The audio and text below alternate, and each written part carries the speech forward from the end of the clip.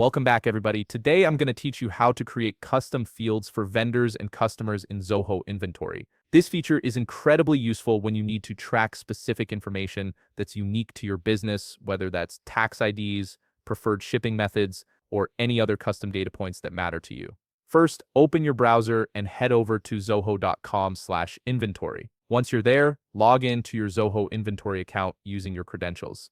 This will bring you to your main dashboard, where you can access all your inventory management tools. Now look up to the top right corner of your dashboard. You'll see a gear icon, which represents your settings menu.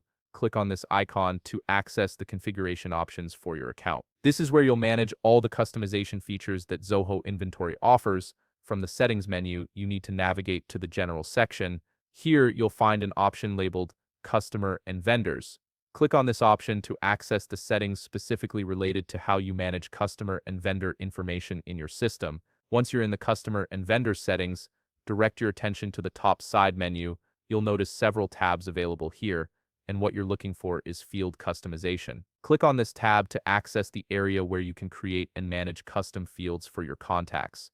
Now it's time to create your new field. Look for a button that says Plus New Custom Field and click on it. This opens up the custom field creation interface where you'll define all the parameters for your new field. Start by entering the label name for your custom field in the designated text box. This is the name that will appear whenever you're viewing or editing vendor and customer records, so choose something clear and descriptive that your team will easily understand. Next, you'll need to choose a data type from the drop-down selection field. This determines what kind of information can be entered into this field, whether it's text, numbers, dates, or other formats. Select the type that best matches the data you plan to collect. You'll also see radio button options that let you configure additional settings. If you want this field to be mandatory, meaning it must be filled out before saving a record, toggle that option on. There's also an option to display this field in the portal if you want customers or vendors to see or interact with it. Once you're satisfied with all your settings, click the Save button to add your custom field. Your new field is now active and will appear in all relevant vendor and customer forms throughout your Zoho Inventory account.